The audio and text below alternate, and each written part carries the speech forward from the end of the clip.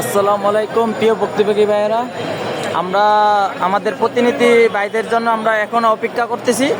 আর যারা ঘরে বসে বসে দেখতেছেন আমাদের এই কি পরিশ্রম, আমরা সারাদিন এই রোদের ভিতরে দেখেন আমরা এখনো বিএসএফ ওয়ালের সামনে অবস্থানকৃতভাবে আছি। সকল ভুক্তভোগী ভাইয়েরা এখনো কেউ পিছপা হয়নি, সবাই আমরা ফলাফলের জন্য অপেক্ষা করতেছি। আমাদের প্রতিনিধি ভাইয়েরা মনে করেন গেছে, আর কিছুক্ষণের ভিতরে ওরা এখানে অংশগ্রহণ করবে।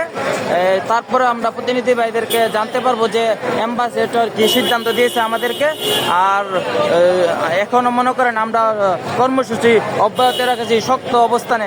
যতক্ষণ পর্যন্ত আমাদেরকে সমাধান না করা দেওয়া হবে ততক্ষণ পর্যন্ত মনে করেন আমরা শক্ত অবস্থান এখানেই, দরকার হইলে রাতের বেলা আমরা এখানেই সময় কাটাবো যতক্ষণ পর্যন্ত আমাদেরকে সিদ্ধান্ত না দেওয়া হবে, সঠিক সিদ্ধান্ত। সবাই জন্য দোয়া করবেন। আমি ইটালি বিএসএফ গোয়াল সামনে থেকে বলতেছি। এখনও দেখেন আমাদের অনেক ভাইয়েরা এখানে বৈশা আছে, কেউ আমরা এখান থেকে অবস্থান ত্যাগ করি নাই।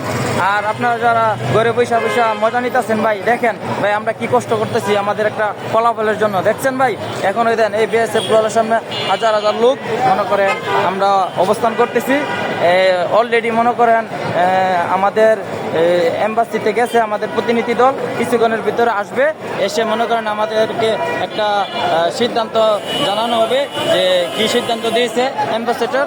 সবাই মনে করেন যতক্ষণ পর্যন্ত আমাদেরকে সমাধান না দেওয়া হবে ততক্ষণ পর্যন্ত আমরা অবস্থান ত্যাগ করবো না, কর্মসূচি ঘোষণা অব্যাহত থাকবে। যতক্ষণ পর্যন্ত আমাদেরকে সমাধান না দেওয়া হবে ততক্ষণ পর্যন্ত আমরা এখানে অবস্থান কর্মসূচি অব্যাহত রাখবো। সবাই আমার এই ভিডিওটা সবাই শেয়ার করে দিবেন। আর দেখতেছেন সব ভুক্তভোগী ভাইয়েরা এখন আমরা এই বিএসএফ গোয়ালের সামনে অবস্থান করতেছি। আর সবাই মনে করেন এই ভিডিওটা শেয়ার করে দিবেন।